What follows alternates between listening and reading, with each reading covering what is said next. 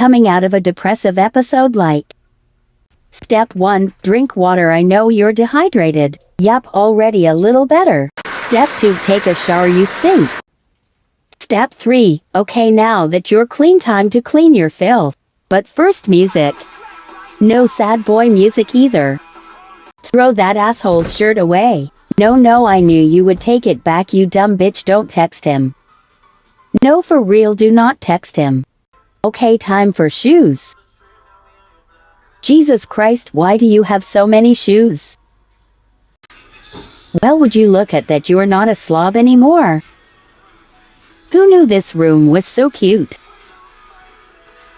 Step 4, get out of your sweats and put on clothes. Step 5, do your makeup so you can look like an actual girl.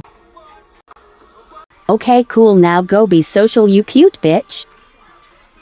Interesting disability fact. If you're able-bodied, it would take you staying awake 72 hours and then going about your daily activities to understand the fatigue and brain fog a chronically ill person faces every day while they're having to do their daily responsibilities. And that's just as a baseline for chronically ill people. That's not on the flare days.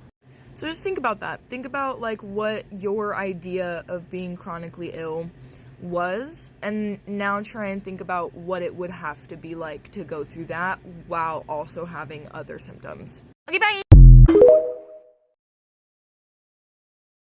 5 things I do to get myself out of a depressive episode. 1, comfy clothes are a must. 2, try to get out and get some fresh air, even if it's just to grab a coffee or a matcha. 3 is nourish my body. Sometimes it's takeout, but really anything that makes me feel better. 4 is yoga. I usually do something gentle and easy on my mind and body. And 5 is CBD. I highly recommend looking into this. It has really helped my mood.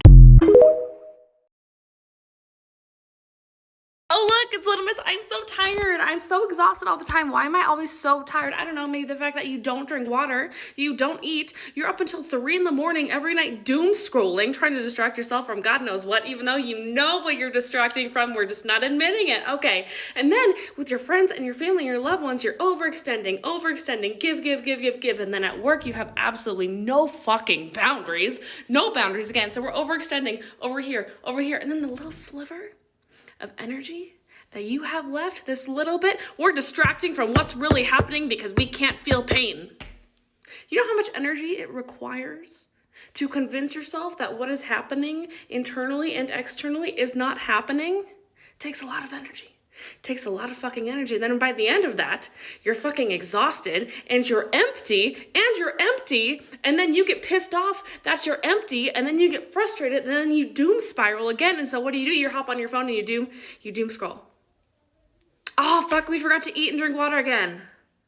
I don't know. Is that maybe a reason? I know you don't want to hear this, but if you are experiencing symptoms of a mental illness or you have a mental illness, there are 4 things that you need to be very wary of. The first one, listen, I know how peaceful it is at night. It's nice and quiet. Nobody's bothering you. The world is quite literally silent. But you cannot be staying up all night. You cannot be staying up night after night after night after night. Nope, can't do it. It is not healthy, especially because your sleep and your rest is so important. Not getting enough sleep can literally drive you into psychosis. Our body needs sleep to function. You might experience episodes where you feel like you're above that, like, no, I don't need to sleep, I'm good. And you might not even feel tired for real, but you need to go to sleep every night for at least 8 hours. The second thing, I mentioned this very briefly in my anxiety video, but isolation. I know that mental illness isolates you. You feel isolated, but you have to actively fight against that. You have to go outside. You have to socialize. If you go to school, try to socialize with people in school. I'm not saying you got to be buddy with everybody, but talk to people. Host a little bit of conversation. It'll do you so much good. Even work, you could do the same thing at work. Or if not, if you have things you're interested in, take classes in that and talk to people there. And if talking to people is way too hard for you right now, just try to be around people. Go to a park or be around people watch. Just make sure you're not in a room by yourself with your thoughts, because that's what'll really get you. Third thing, now, I know you don't want to hear it because I didn't want to hear it, but I'm going to tell you exactly how they told me. I was fresh out the hospital. They were doing intake at outpatient, asking me all the questions. Do you drink? No. Do you smoke? Yes, I do. That was a long pause, and there was a long conversation about how it seems unfair that everybody gets to smoke and do their little 1-2 and they'll be all right. They could drink and they'll be all right, but because you have an illness, you can't do it. I know it's unfair, but unfortunately, that's the way things are. And if you do smoke and you're in a space of like, damn, I don't see myself quitting, You could take it slow. I'm gonna make a whole YouTube video on it. Last thing is you have to nurture your physical health. You need to eat right. You need to exercise, and you need to take vitamins and supplements. Go to your PCP, run all the tests, and see what vitamins that you are deficient in, and start taking them. This year, in January, I was like, let me get on my health nut shit. I ordered some vitamins, some supplements, and at my medication management appointment, on January 30th, usually when she asked me, are you experiencing any huge changes? Immediately, like, I usually feel the same. But this time I was like, no, like I feel better. And the only difference was that I started taking vitamins and supplements. And that did more for me in 30 days than the medication did for me in 2 years. They did a study on this bipolar man where they changed his diet and they saw how his symptoms drastically decreased. So your physical health, you have to take care of it. I'm telling you, it might seem like a lot at first, but once you go through all the changes and you see how much it changes your life, you're gonna be like, okay, I see why I had to do all that. Honestly, the best advice that my mom ever gave me was when you're upset, just clean. Don't think about it, don't talk about it, just clean your fucking house. Scrub the floors, wash all the dishes, drink some wine while you do it and cry. Because when you eventually feel better, you're gonna have a nice clean space to think. You're gonna feel a lot better because you cried. You're productive at the same time. So clean and cry. If it's too hard to shower today, grab the baby wipes. It may not be the normal way to do it, but you deserve to be clean.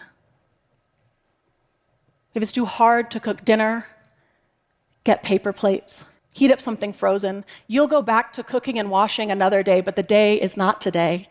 And in the meantime, you deserve to eat. If you're too depressed to do your dishes, get a 2-gallon Ziploc bag and keep it in your bedroom. Because if you put a dirty plate into a 2-gallon Ziploc bag and seal it, it will keep the bugs away. Because you deserve a sanitary environment, even if you can't get out of bed. I could share with you hundreds of other genius solutions that people have come up with once they embrace the idea that care tasks are morally neutral. In my experience, people will exhibit mind-blowing creativity when they are only taught how to speak compassionately to themselves. Hey bestie, do you struggle to brush your teeth? That's okay, it's okay. Do me a favor, go ahead and grab your toothbrush or save this video for later when you're feeling up for it. I'm gonna sit here for 2 minutes and cheer you on while you brush your teeth. Okay, do you have your toothbrush in your hand? That was the hardest part, and you did it. Fuck yeah. Now while you brush, just remember, you're iconic for brushing your teeth. You really are. Because it's a pain in the ass, and look at you embracing that pain, accepting that pain. That's what badasses do. Okay, it might start to feel a little boring at this point, but that's okay. Life is full of boring things and we do them anyways. That's life. You're so connected to life right now. Look at you embracing pain, embracing boredom. You're so human. You feel that? You feel connected to humanity? Keep going. Keep going. You're fucking killing it. Honestly, you're inspiring and you're my hero. Keep brushing. I'm so proud of you. Keep brushing. It's okay to sit down or walk around. Keep brushing. Right now, you are choosing to take care of yourself even though it's hard. And who does hard things? Badasses. Did I mention you're a badass? Keep brushing. Don't worry about having to brush every day for the rest of your life. Just right now. You're only responsible for right now. Keep brushing. I know it's hard. I know, but you're doing it. You're fucking doing it. Keep brushing. Think about how happy your teeth are right now. Oh, keep brushing. You're so close to being done with something that you dreaded. Keep brushing. See, this really isn't that bad. And if it is, proud of you for pushing through. Did I mention you're a badass? Keep brushing. You're doing something that's very important. I think that makes you a very important person. That's right. You're a VIP. Keep brushing. You are so close. I'm rooting for you. You got this. Keep brushing. Almost there. Did I mention you're a badass? Keep brushing. Okay. You did it. You can stop brushing. You're a badass. Don't forget it. Depression meal hack. Did you know a little button on the microwave that says potato. It's not fucking lying to you. Run this little bitch under the sink. Like, I don't know, 30 seconds. Get the dirt off. And stab it a bunch of times. Not with a fork, with a knife. With a knife. A ton of times. Put that shit, press the potato button, put it like half power, I don't know. And just, you eat it. I eat it like this. Don't even cut it open like a baked potato. You just, like, hold it in a towel, stuff butter and salt in it. I stuff bacon bits in there. You can just buy bacon bits. You don't have to cook the bacon yourself. If you want to be cost efficient, you probably should. But, and you just, like it's a fucking pear. No, this is depression meal. Let's start by chopping an onion. No, biting that fucking. These are the reasons why you don't know that the people in your life are depressed. I have a daily routine that is labeled functional depression. Basically where I just have a step when I know I'm going to the upside down and I'm not going to be able to function, but I have a lot of work that I need to do. I just create a little autopilot schedule for myself. That way that if I start, spacing out into doom and gloom, I can just look at this list and be like, what am I supposed to do next? Because I got things to do. So this is a little bit of what my list looks like. Wake up at 7 a.m. or sooner. Unfortunately, those fucking rich fuck capitalists, they are right. Waking up early is the shit. It's awesome. Especially if you get overstimulated really easily. It's a really good time to get stuff done and do things. And as you can see, the list is very detailed at the beginning of the day because that's when it's the hardest for me. I have to remind myself to turn on the lights because I won't. Make my bed because I won't. Drink water and take my medication because I won't. Stretch and stretch in some type of way. I'm getting older. People 20s, 25 and up, we need to be stretching every morning. So I got to put that on there. Walk my dog, clean the house and make some tea. Got to take a break and then make breakfast and then get ready for the day. See, it's very detailed up until then. And that's when I start working and making sure that I'm making work blocks to get work done, as well as, giving myself social media breaks and giving myself breaks to read because I really like reading and play my video games. And I also don't overwork myself. I don't like to work more than 5 or 6 hours a day because what's getting done past that amount of time? That's let's be so for real. And I will feel satisfied. You get more done with less expectations, if that makes sense. Tiny little steps every day are easier than big old steps every once in a while when you can manage. So yeah, hope this helps somebody. It helps me.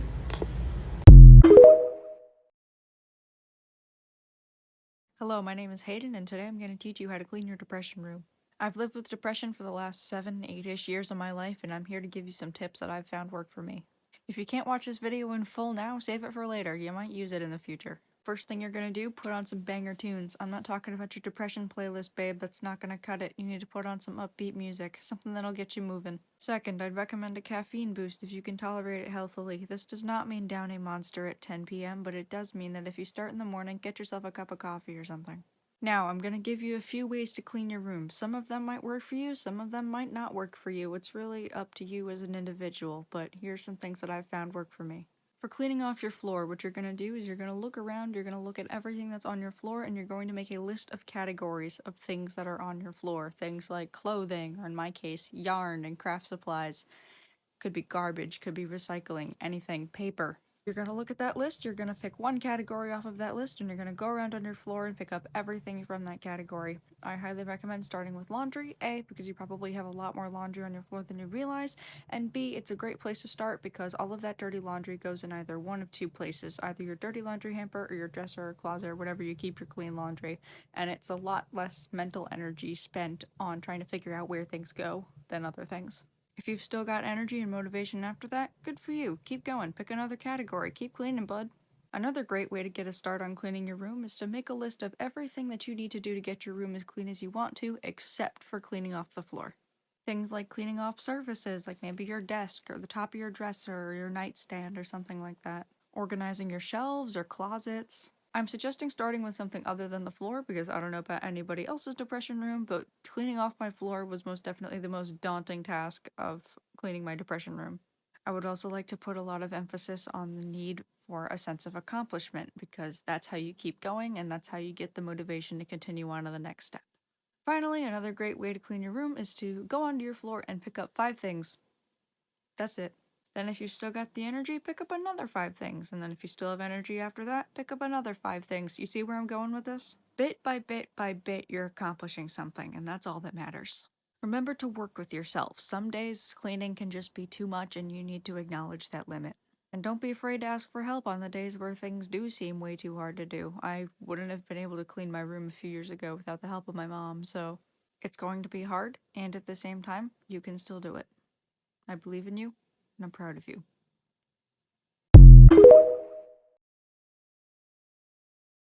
Hello, my name is Hayden, and today I'm going to teach you how to do your homework.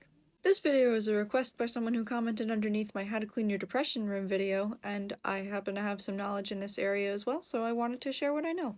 What you want to do first is you want to get out your planner and then chuck it across the room, because if you're still watching, a planner probably hasn't worked for you in the past. And now for things that just might actually work.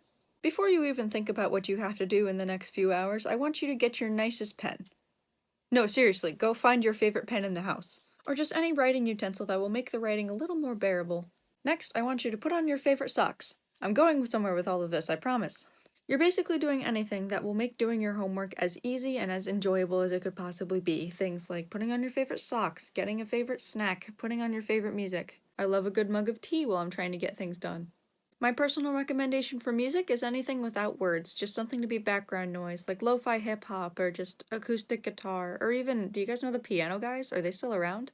They make instrumental piano covers of a bunch of popular songs, and it's really cool, so I'd highly recommend them. If you want to be productive, you're going to need a nice clean space to work, so that can either be a dining room table, a desk in your room, even the floor works. I just advise against your bed if possible, because that's where your body is used to resting instead of working.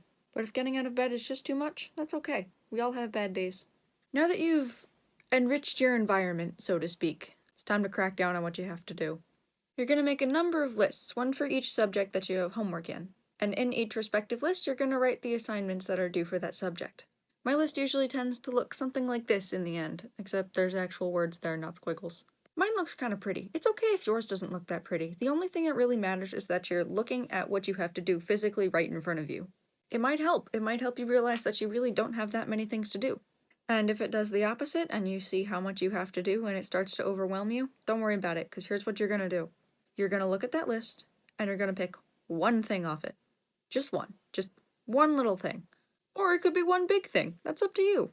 It could be anything. It could be a small assignment that you just want to get over with. It could be a large assignment that you want to start chipping away at. It could be an assignment for your favorite teacher, for your favorite class, an assignment you know you can ask your friends for help on. It could be anything. The goal right now isn't to get all your homework done. It's just to chip away at it a little bit so that you can feel a sense of accomplishment. Because who knows, maybe after you do that one assignment, you'll have the motivation to do another. You'll get on a roll. And if you don't, that's okay too. Remember to allow yourself breaks, and remember that it's okay to take those breaks. You're not going to be able to sit there and do something you don't want to be doing for hours and hours on end without some sort of intermission. And anyone who expects that of you is wrong. You can get up, stretch, walk around, refresh your snacks, maybe text a friend back, but set a timer, and then when that timer goes off, make sure you're able to get back to work. So keep your distractions light, and make sure it's not something you can get sucked into for hours and hours. Alright, recap. Get yourself comfortable. Favorite pen, clothing, snacks, music, anything to make doing your homework more bearable. Work somewhere clean or anywhere you're sure you can focus. Make your list of assignments and just pick one singular thing off of it. And remember to take breaks. I can't guarantee that all of this will work, but it's what I've found works for me, and so I want to try to pass that on to as many people as I can. People in my depression room cleaning video were leaving their own suggestions in the comments, so I encourage everyone to do that as well. And hey, if you get a couple things done, if you just get one thing done, if you just make the list, if you just get out of bed in the morning, I'm proud of you, and I see you trying. I had a teacher tell me my freshman year of high school that every day is a test, and to pass the test you just have to get out of bed in the morning, and everything else is extra credit. And he's right. So if you passed the test today, congratulations. If you didn't, that's okay too. There's always tomorrow. Good luck, and this video has inspired me to do my own homework, so that's where I'll be. Take care. Let me show you how to feed yourself without preparing food. Now, we have to eat to live, but preparing and consuming food for a lot of people can be very stressful. If you are disabled, if you are neurodivergent, if you are chronically ill, if you're having fatigue issues, actually getting sustenance and putting it in your mouth can be very difficult. Introducing Tray. I pioneered new technology Tray when I was living alone, disabled, and unable to prepare food for myself because all of my energy was going into studying and basically staying alive. You're going to pick and round up a bunch of food that you really enjoy eating. That takes zero preparation, and you're going to put it on this tray. And then you are going to put this tray into your refrigerator. And when you need to eat, you will pull it out of the refrigerator, put it on your lap. You're on the couch, in bed, on the floor, might be a floor day. Eat what you want off of the tray and put it back in the fridge.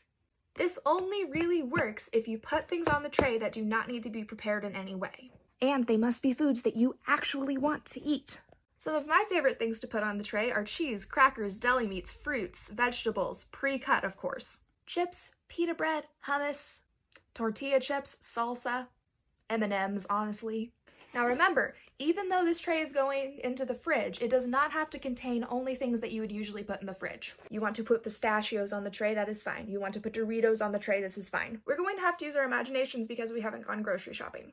But let's say that my tray contains pre-cut watermelon with a plastic fork, a whole sleeve of crackers, some feta cheese, a bag of chocolate, a bag of snap peas, a container of walnuts, and some tiny cutie oranges. Notice that none of these foods need dishes, and none of them are prepared. All you have to do when you pick out your groceries is think, can I eat this straight from the package? And if so, this is a good candidate for the tray. The tray is genius because it removes almost every barrier to eating. With tray, you do not have to decide what to eat, it is already there. You do not need to decide how much to consume. There may be quite literally a family-sized bag of everything on the tray. You eat until you're full, and then you stop, and then you put the rest in the refrigerator. There is no cleanup afterwards. The cleanup is putting this back in the fridge. When everything on the tray is consumed, trash. Refill tray. It takes the process of eating from multi-steps to one step. Decide what to eat, get the food, prepare the food, clean up the mess, eat the food. You just eat the food. This is also a really great alternative to depression meals because instead of deciding, do I want to eat a dry peanut butter sandwich or ramen, you get to have a charcuterie tray with all of your favorite little snacks. Try Tray today, and maybe you will finally put food in your mouth more often.